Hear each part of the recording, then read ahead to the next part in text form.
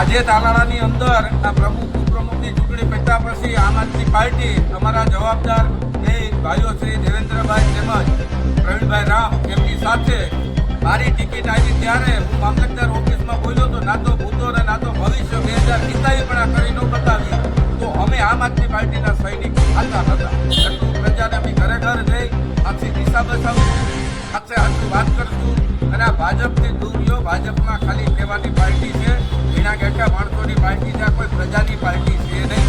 એટલે આમ આદમી પાર્ટીમાં આપણો કોઈ પણ ઉમેદવાર અહીંયાથી લડતો હોય તો અમે ઘરે ઘરે જાઉં 2027માં અમે 7 અને આવા 7,000 સૈનિકો બનાવશું એવી અમે ખાતરી આપીશું. મારું નામ દિનેશ બાપુ ચિત્રાવળ સ્થિત મારા ઘરના સ્ત્રી અનામત હતી પ્રતિનિધિ તરીકે અમે આમ આદમી પાર્ટીમાંથી આજે અમારી ચૂંટણી હતી પ્રમુખ ઉપપ્રમુખ અને ચૂંટણી અમે સ્પષ્ટ રીતે જીતી ગયા છે. જીતી ગયા એટલે એનું કારણ એવું છે કે અમે સાથે આમ આદમી પાર્ટીમાંથી એક પણ ઉમેદવાર ન વેચાણો ન ખરીદવાનો જે અમે કીધું હતું એવી જ અમારી વાત ઊભી રહી અને ભવિષ્યમાં પણ અમે ક્યાંય ખરીદવાના નથી. રહી વાત બીજી એ સભ્ય કોંગ્રેસના હતા. કોંગ્રેસ પાર્ટી તો કાયમીની માટે ઉપરથી જેલે લગીની બી ટીમ જ છે અને ભાજપની અમારી સામે અમે એને ઉપપ્રમુખ કારોબારી બધું દેવાનું કીધા છતાં પણ કોંગ્રેસ ક્યાંય રહી નહીં. કારણ કે કોંગ્રેસ એક બે ટીમ જ છે, ભાજપને ચૂંટાવવા માટેની ટીમ છે કોંગ્રેસ અને કોંગ્રેસ આ બધું કરે છે બાકી આમ આદમી પાર્ટી તાળામાં મજબૂતી હાલવાની છે અને રહેવાની છે અને આ જ રીતે અમે સાથે અત્યારે અમે પ્રમુખ જ છીએ, સાથે પ્રમુખ જ છીએ. ભાજપની સામે અમે સાથે તત્પર છીએ અને અમારામાં કોઈ ફેરફાર નથી. નમસ્કાર મિત્રો, આજે તાલાળા તાલુકા પંચાયતની અંદર પ્રમુખ અને ઉપપ્રમુખની વરણી કરવાની તારીખ હતી ત્યારે આમ આદમી પાર્ટીના તાલાળાની અંદર 7 જીતેલા ઉમેદવારો ઉપર મને ગર્વ છે. કારણ કે જ્યારથી જીતા ત્યારથી ઘણી બધી વાતો, ઘણી બધી અફવાઓ, ઘણા બધા પ્રલોભનો અને ચર્ચાઓ કરતી હતી. પરંતુ આજે 7 સભ્યો આજે ચૂંટણીના દિવસે પણ આમ આદમી પાર્ટી સાથે ઊભા છે. ક્યાંય કોઈ વેચાયા નથી, ક્યાંય કોઈ પ્રલોભનમાં આવ્યા નથી. આ આમ આદમી પાર્ટીની સૌથી મોટી જીત છે, જનતાના વિશ્વાસની સૌથી મોટી જીત છે.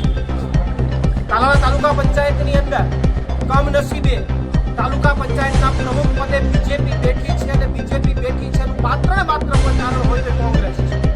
કોંગ્રેસના 2 સભ્યો હોવા છતાં એમને આમ આદમી પાર્ટીએ ઉપપ્રમુખ, કારોબારી અને ન્યાય સમિતિ આ તમામ વસ્તુઓ આપવાની બાહેંધરી આપી હોવા છતાં એમણે આમ આદમી પાર્ટીના પ્રમુખ પદના ઉમેદવારમાં સમર્થન ન આપ્યું અને બીજેપીના પ્રમુખને બેસાડવામાં ઇનડાયરેક્ટલી ક્યાંક સમર્થન આપી દીધું હોય એવું અહીંયાથી પ્રતીત થાય છે.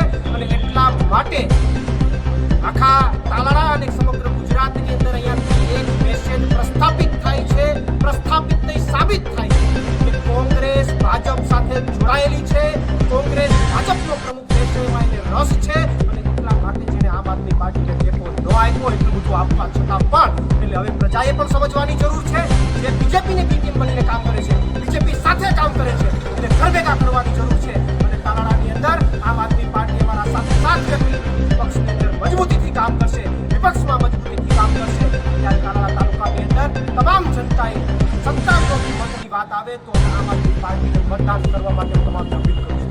આભાર. આપણો પ્રવીણ રામ, પ્રદેશ મંડળ અધ્યક્ષ, આમ આદમી પાર્ટી. ભારત માતા કી જય.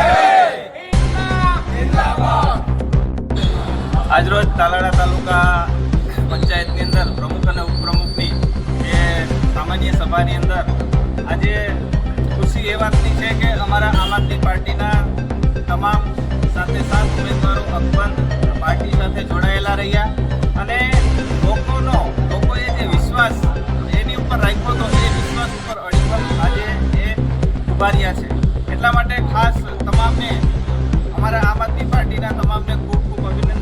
સાથે બીજી વસ્તુ કે ઘણી બધી ગુજરાતની અંદર એવી જગ્યાઓ પણ છે કે આમ આદમી પાર્ટી અને કોંગ્રેસ સાથે જે વધારે સભ્યો હોય એની તાલુકા પંચાયતો પણ બની અને આવતીકાલે કે 2 દિવસમાં આંકડાઓ આવશે. પરંતુ કમનસીબે તાલાળા તાલુકાની અંદર કંઈક જિલ્લાના કોંગ્રેસ આગેવાનોની કંઈક અલગથી રણનીતિ હોવાને કારણે તાલાળા તાલુકા પંચાયતની અંદર અમે બેસી શક્યા નથી અને ખાસ કરીને આ બાબત છે એ તમામે જોવાની